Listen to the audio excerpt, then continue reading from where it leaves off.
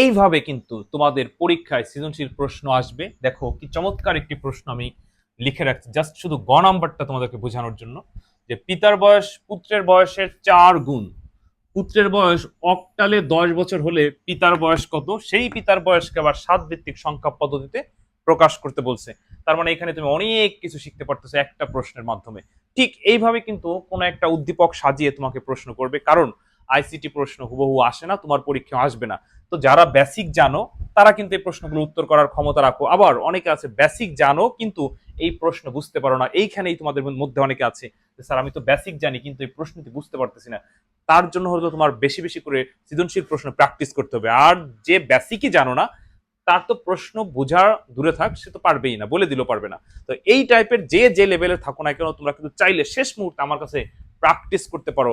Revision batch HSC 25 এবং 26 যে সালের হও না কেন, তার আলাদা আলাদা ব্যাচ। পরীক্ষার আগ রাত না, একদম আইসিটি পরীক্ষার সকাল পর্যন্ত আমাকে পাবে। তো অনশর্ট ক্লাস হবে, লাইভ ক্লাসে হবে, রেকর্ড ক্লাস হবে, সৃজনশীল এমসিকিউ প্র্যাকটিস করানো হবে, সাজেশন দেওয়া হবে। টোটালি তোমার আইসিটি ভালো করার দায়িত্ব আমার। তোমার হাতে যদি 10 দিন সময় থাকে, ওই 10 দিনও আমি কমপ্লিট করে দেবো। অনেকে বলে স্যার হাতে তো সময় কম, আমি কি পারবো? আরে বোকা, তুমি তো এমনিই পারো না। তো আর 10 দিনে 1 মাসে যদি কিছু শেখো, তোমার কি লস আছে?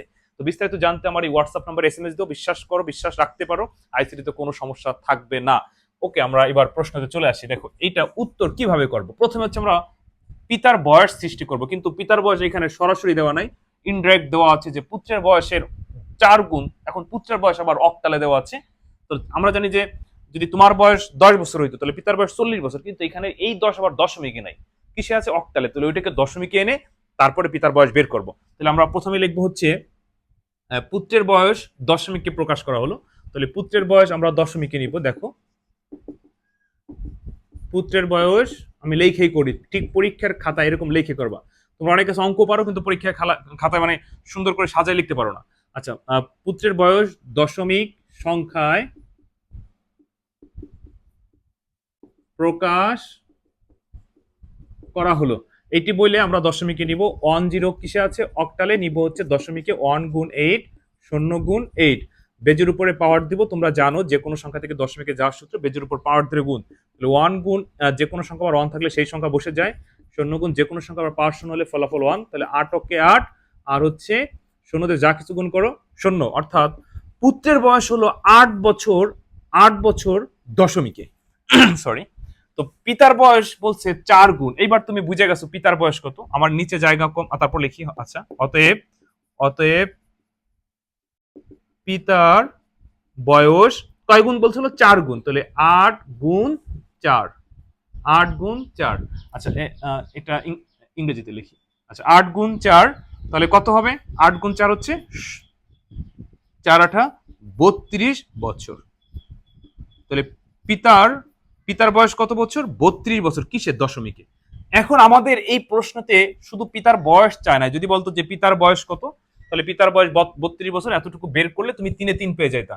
কিন্তু এই প্রশ্নতে বলছে পিতার বয়স 7 ভিত্তিক সংখ্যা পদ্ধতিতে প্রকাশ করো। তার মানে এই পিতার বয়স 7 ভিত্তিক সংখ্যায় নিতে হবে। তো এখন আমরা এখানে লিখবো যে পিতার বয়স 7 ভিত্তিক সংখ্যায় প্রকাশ। 7 ভিত্তিক সংখ্যায় তো আমরা জানি যে দশমিক থেকে যে কোনো সংখ্যায় যা সূত্র, ওই সংখ্যার বেস দ্বারা ভাগ, ওই সংখ্যার বেস দ্বারা ভাগ। এবার আমরা এই 32কে 7 ভিত্তিক সংখ্যায় নিব। সবাই একটু বোর্ডে লক্ষ্য করো যে 7 দিয়ে ভাগ, 7 দিয়ে ভাগ। এই 7 32-এর মধ্যে কতবার যায়? 7-এর ঘরে নামতা। এবার তুমি 7-এর ঘরে নামতা পড়ো তো। 7 7, 7 2 14, 3 7 21, 4 7 28, 5 7 35, তাই না? তো 5 বার দিলে কি বেশি হয়ে যায়? কাছের কমটা। তাহলে কয়বার যাবে? 4 বার। তাহলে 4 7 28 নিছিলাম 32-এর মধ্যে। ভাগশেষ কত? ভাগশেষ হচ্ছে 4। আবার ভাগ করব। 7 কি 4-এর মধ্যে যায়? যায় না, কারণ 7 হচ্ছে বড়, 4 হচ্ছে ছোট। এমন পরিস্থিতি হলে তখন ভাগ ফল শূন্য হয়, আর এখানে যা থাকে তাই ভাগশেষ। নিচ থেকে উপরে সাজিয়ে লিখলে আমরা অ্যান্সার পেয়ে গেলাম 4 4 7 ভিত্তিক সংখ্যা পদ্ধতিতে। এতটুকু করলে 3-এ 3। তো এখন প্রশ্ন তোমাকে এরকম ঘুরায় ঘুরায় বিভিন্ন সময় বিভিন্ন প্যাচ দিয়ে দিবে, কিন্তু তোমার বুঝতে হবে আর এই বেসিক জানতে হবে যে কেমনে যে কোনো সংখ্যা থেকে দশমিক আসে, কেমনে দশমিক থেকে যে কোনো সংখ্যায় যায়। এখানে 7 ভিত্তিক না বলে 5 ভিত্তিক বলতে পারতো। যদি 5 ভিত্তিক বলতো তাহলে তাহলে 5 দিয়ে ভাগ করা লাগতো। আচ্ছা, যদি এখানে আমি বলি যে 5 ভিত্তিক সংখ্যা পদ্ধতিতে কত, উত্তরটি আমাকে কমেন্টে জানাও তো, তাহলে বুঝতে পারবো যে তোমাদেরকে আমি বুঝাইতে পারছি, শিখাইতে পারছি। আচ্ছা, যদি পিতার বয়স 5 ভিত্তিক সংখ্যা পদ্ধতিতে বলতো তাহলে উত্তর কত হইতো আমাকে একটু কমেন্টে জানাও। তো সবাই ভালো থেকো, পরবর্তী কোনো ক্লাসে আবার কথা হবে।